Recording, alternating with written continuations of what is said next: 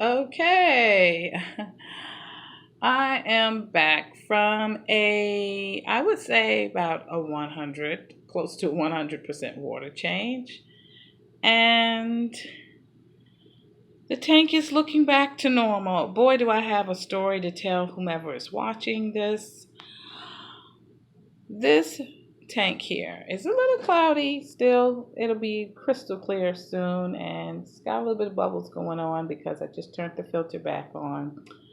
Um, Everything looks wonderful now. Everything looks pretty nice and homey and environmentally sound for the babies. This little 20-gallon community tropical fish tank that I have put together may look nice and peaceful at the moment. But for the past 12 days, I have gone through the biggest nightmare that I really cannot stand having to go through. Guess who crashed the party in this wonderful little abode? Bum, bum, bum. Yes, the Ick Masters came and crashed our party. My happy little tropical fish community tank that I was trying to set up behind the impulse buy of a wonderful little guy who's hiding now. Let me see if I can get him. He's hiding back there. Radiant. Oh, Radiant. You see that guy peeking behind that wonderful rock of mine? Which, by the way, I found in a park where I walk. I did not purchase that wonderful sculpted looking piece of art there. I actually found that in a walking trail park that I frequent. Isn't that amazing? It is a gorgeous rock. Has a flat bottom as if that was just made for a tank. But see Peekaboo down there? That guy. That angelfish under there. Trying to be a hidey butt. He was an impulse buy I just could not resist from my local favorite pet store, the pet supermarket. And I had to have him. So I went ahead on and purchased him. So, I had to just pull this old 20-gallon of mine that has a few little scratches and dings here and there. One of my first tanks for my goldies that I purchased when I only had two of those. Now I have eight. But anyways, I upgraded them to a larger tank. And this one has been in retirement for so long. I had to blow it off, dust it off, get the dust balls out, and wash it down a little, scour it, and sanitize it, and put Mr. Radiant in it and some friends. I've been collecting a few friends that are pretty interesting that are compatible with a angelfish. Not too, exotic or anything, but some of the best looking patterned mollies and guppies and platies that I could find, and a few tetras that were pretty interesting that I found too. And I forget what they call when they come out of hiding. I'll point them out to you, and then whomever is watching this can tell me. Some of them can tell me what type they are. They're star something or another tetras. But they're really wild looking. They're real techno looking. They kind of look like robotic fish or something. When the light hits them a certain way, let me see if I can get that. My camera's not focusing. They're kind of going toward the back in the dark. I have like a moonlight effect with my lamps in there. But see, they kind of sparkle in a certain technotronic, electronic way. As if though they're like this computerized fish or something. They don't look like fish. They look like robot fish. And they've got these weird shark, purplish colored fins and dorsals that really are just wild looking. They're great looking. I wished I could get a better shot of them. But anyways, they're really cool looking, those tetras. And this is not about them. This is about the fact that, oh, look at my guppies. There they are. Some really interesting looking guppies. They're great looking. But anyways, this is really about the fact that these guys that I purchased here, aren't they interesting looking? They are called white lyre-tail mollies. And I like to call them white ghost mollies, lyre-tail mollies, because they kind of look like ghosts or, or something another. They're really interesting looking. Now, I have a story. They are the second pair that I've purchased. The first pair that I found was not out of my favorite local store, the pet supermarket, but in Petco. I was nearby, dropping in just to buy a few supplies for the upkeep of my tanks. And these cuties caught my eye. A pair like these cuties caught my eye. And they had longer forks at the end of their fanny-looking tail fin. So I said, "Wow, what are these?" And the representative of the store let me know what they were called, and I said, "Oh, I've got to get these." So they were an impulse buy. Brought them home, real excited, real happy.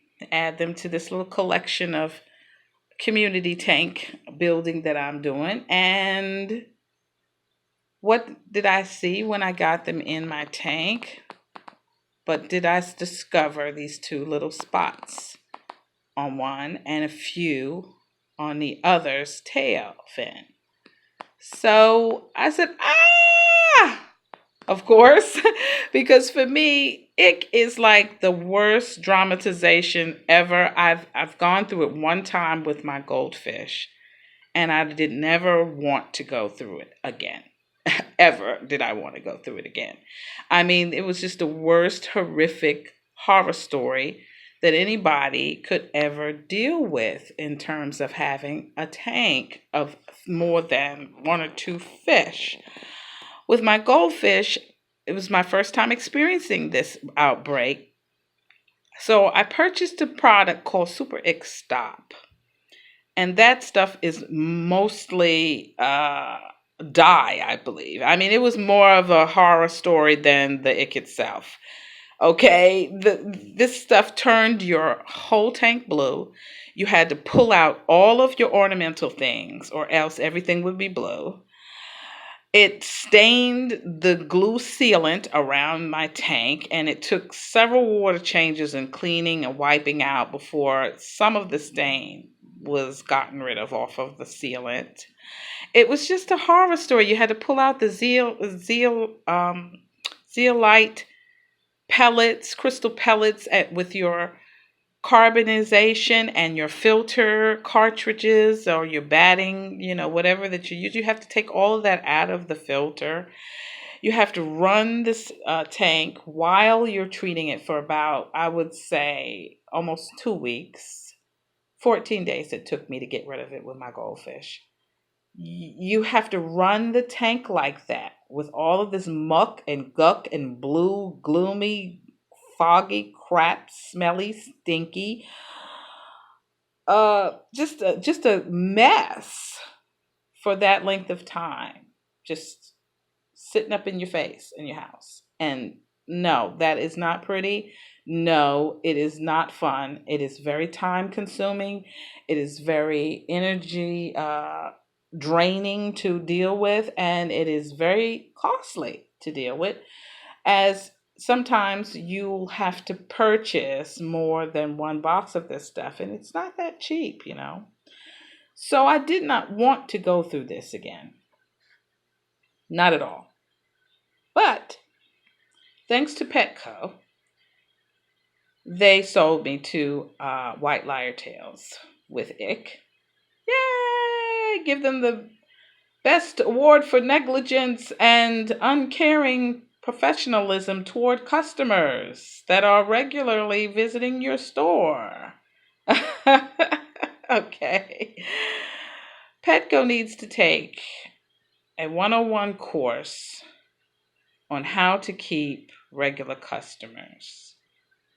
You do not sell your customers sick pets. I mean, would you do that if you had dogs or cats for sale? Would you Sell a customer a cat that has AIDS or something and just don't tell them. It says, okay, here's this wonderful cat here, and you've got two or three more pets at home. You have two or three more cats at home, and okay, this pet is wonderful for you. Would you do that? I mean, would you sell a dog who's rabid? I mean, who has rabies or something to someone who has another dog at home and wanted a pet friend for their dog and was coming to purchase from you? I mean, really, that is just the stupidest, most craziest thing that anybody who is a retailer for pets could ever do, is to assume that aquarium keeping hobbyists are any less of, pet keepers than people who have dogs or cats or ferrets or rabbits or whatever. We are just as passionate about our pets as anyone else, as any of the furry friends, okay? The mammalian family. We care about our fish just as much as anybody cares about their cat or their dog. We put in a lot of time, a lot of energy, and quite a bit of money. I mean, this is not a goldfish bowl, a fish bowl somewhere in the corner on the table. So, people are spending quite a bit of money to set up a beautiful aquatic scenery in their home. And it takes a lot of time, it takes a lot of work, and it requires quite a bit of ongoing money and upkeep. And if you are investing in certain fish that are expensive, also the fish themselves are expensive. And over time, when you collect several tanks with many different fish in it, that is quite a bit of money that you have invested.